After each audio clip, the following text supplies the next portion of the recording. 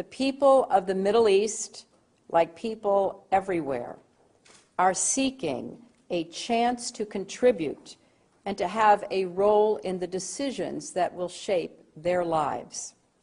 Leaders need to respond to these aspirations and to help build that better future for all. They need to view civil society as their partner, not as a threat.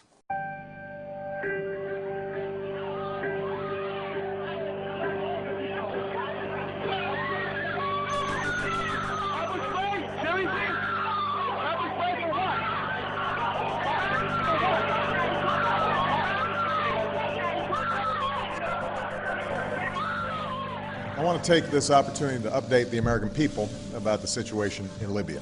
Last month, protesters took to the streets across the country to demand their universal rights and a government that is accountable to them and responsive to their aspirations. But they were met with an iron fist. Freedom of assembly, freedom of expression, and freedom of the press. Come here.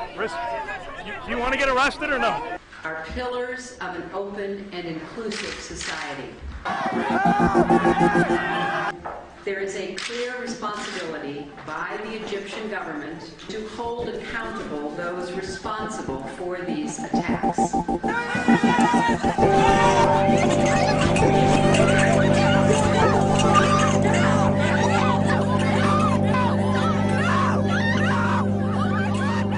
For months, the Iranian people have sought nothing more than to exercise their universal rights.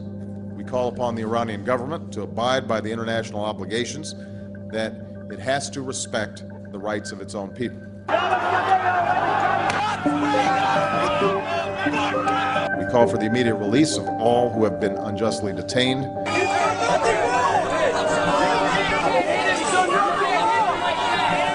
And I'm confident that history will be on the side of those who seek justice.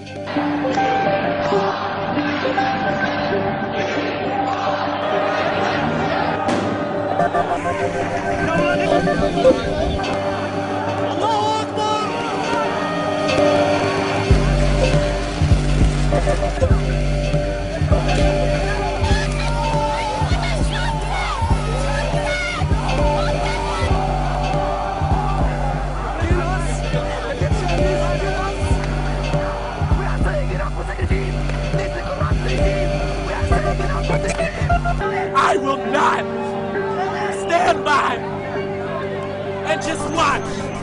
I will not do it. So take me to jail right now, because I will not. After all that my parents gave me, I can do one thing for them and tell them that I would rather die than be quiet and watch everything that they worked for go away. When all of God's children, black men and white men, Jews and Gentiles, Protestants and Catholics, will be able to join hands and sing in the words of the old Negro spiritual. I'm not moving.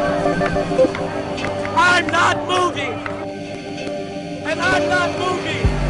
I'm a law student at George Washington University, and I'm not moving. I will go to jail tonight because it's not right.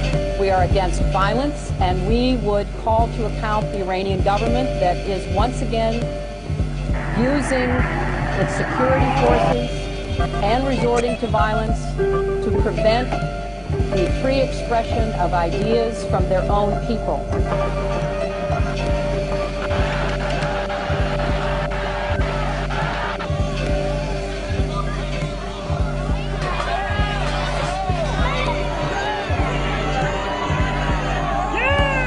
Instead of respecting the rights of his own people, Gaddafi chose the path of brutal suppression. Innocent civilians were imprisoned. I have not been read my rights. I have not been told why I'm being detained. We want to know the people who are in there. We want to know all their names, what they're being charged with. And in some cases beaten. You can't breathe, officer. Please get off his neck. I need my in-house. A campaign of intimidation and repression began.